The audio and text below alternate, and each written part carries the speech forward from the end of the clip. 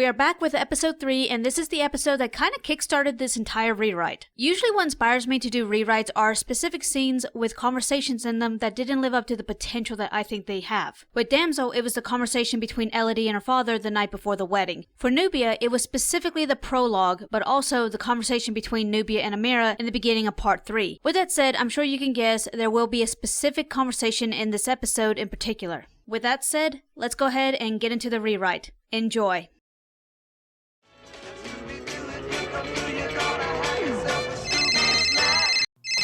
Velma avoided her father's calls as she wasn't sure what to tell him. She didn't want to lie to him, but she wasn't ready to tell him the truth. Sam finally convinced her to at least text him to let him know if she was safe. I'm so dead. Look on the bright side, at least he can't ground you. I kinda almost wish he could, just to make it fair.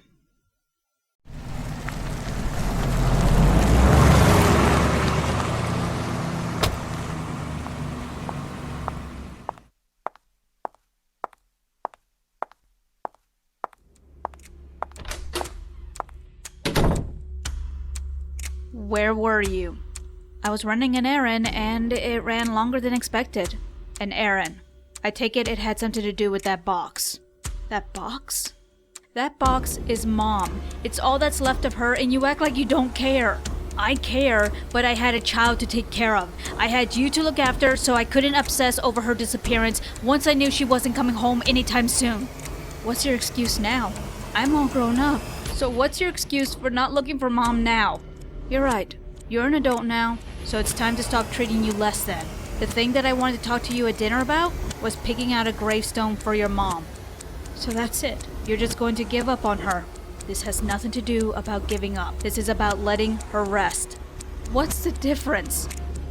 Velma couldn't take the conversation anymore and went to her room. For the first time, she couldn't think, as her emotions overwhelmed her. She couldn't tell if it was her or the room that was spinning. Air, she desperately needed air. She opened the window and stuck her head out, taking in the outside air, but it wasn't enough. The gravity inside felt so dense, she needed to be outside. It worked as she was finally calming down, but she couldn't go back inside. Instead, she went to the one person she could find comfort in when no one else could understand her. That was some real heavy stuff. The big one is obviously the conversation between Velma and her father, how her father wants to take that next step in moving on with his and Velma's life that he's clearly been putting off. I know that people deal with loss and closure in different ways, and I know this can be a sensitive and heavy topic. I'll admit I'm not knowledgeable in this kind of stuff, but I am trying to be respectful. The whole thing that happened with Velma in her room is a telling sign that despite it appearing that she moved on, specifically with her traveling with the Mystery Inc. gang, it's obvious that she's still holding on, and the thought of having to let it go scares her.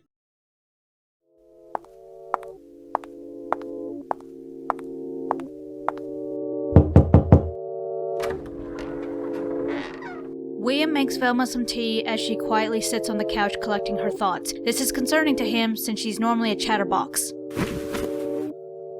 Are you ready to talk about it? What's there to talk about? My dad's given up on ever finding my mom. Now I know that's not true, but I'm gonna need a little more context before I can comment. It all started when I found my mom's box at the university. Oh, I completely forgot about that. You didn't take it home with you, at least not with that permission. I didn't think about that. I just saw that it had my mom's name on it. It is rightfully yours, but... Don't worry about it. I'll fill out the paperwork so you don't get in trouble. That box is a piece of my mom, and my dad didn't care at all about it. Even if I told him what I found, I still don't think he'd care. He's given up. What did you find?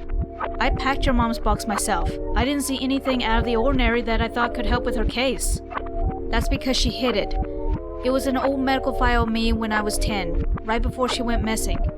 I am so sorry, Velma. If I had looked a little harder, then maybe...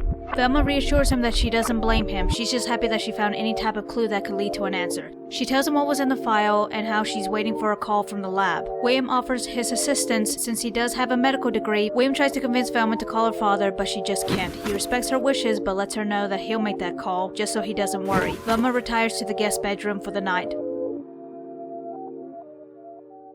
The reason I have Velma going to William's house is mainly because I don't want her always running to Sam. Also, because I mentioned that William was like a uncle to her or even a second father, I need to show some example of that. I want William to be a source of comfort for Velma, but understands his role and not overstep and take the place of her actual father. Again, it's important to show how the disappearance affected everyone in Velma's life, not just her immediate family. Also, given that William was colleagues with Velma's mother, I wouldn't put it past it if there was some form of guilt with him, wondering if maybe he missed any signs that could have contributed to her disappearance. Similar to how family and friends learn that a loved one is in an abusive relationship and question how could they not see the signs and try to make up for it by being there any way they can for them.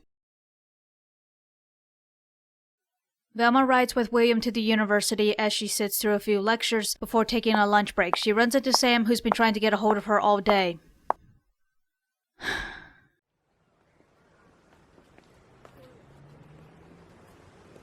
Your father's been blowing up my phone wondering where you are. I just needed some air. All night long? I know I didn't handle the situation well, but how could I after what he said? I know you're upset, but your dad wouldn't do this unless he thought it was what was best for the both of you. I thought you were my friend. Why are you taking his side? Because Velma... Damn it, I promised I wouldn't tell. Tell me what? After you graduated and left, I spotted your dad 2 weeks later, walking down the road, drunk. Struggling to walk straight drunk. That's not like him at all. Why didn't he call me? Why didn't you call me? Because he made me promise. When I brought him home, I was scared to leave him because of what he said. Okay, Mr. Dinkley, since I don't feel like breaking my neck trying to get you up those stairs, I think we'll stay down here for the night. Are the blankets still in the same place? Everything is where it's always been. I haven't had the heart to change anything. I'll go get them and get you a glass of water. You're a good kid, Sam. Your parents raised you well. They raised you to be good. You're a good man, Sam. Better than me. Because what kind of man lets harm come to his family? Sam's stunned as he has no clue what to say and just stays silent as Dale continues to ramble on about what a poor excuse of a man he is. It's only when he starts berating himself as a father does Sam feel the need to speak up. Velma would have been better off if it had been me and not her mother. What Velma needed, what every kid needs, is both their parents. When one isn't around, it sucks. But when the other isn't around, it's devastating, and the kid can sometimes start to blame themselves. But you didn't let that happen. You were there for her always. Thank you, Sam. Thank you. But please don't tell Velma about any of this. Okay? How could I be so blind? I solved mysteries, for crying out loud. You were distracted being a kid and solving mysteries, just like your father wanted, I think. I guess you're right, like always. But it was only after we started hanging out with Daphne and Fred did we start looking into mysteries, after my mom went missing. You think maybe it was the universe that brought them into your life to, make up for what you lost and all that other stuff that happened that year? You know I don't believe in that stuff. Also, what other things are you talking about? You don't remember? The only thing I remember is my mom going missing. How could you forget almost drowning in that sinkhole? Oh, and you also started wearing glasses that year as well. Velma? That's it?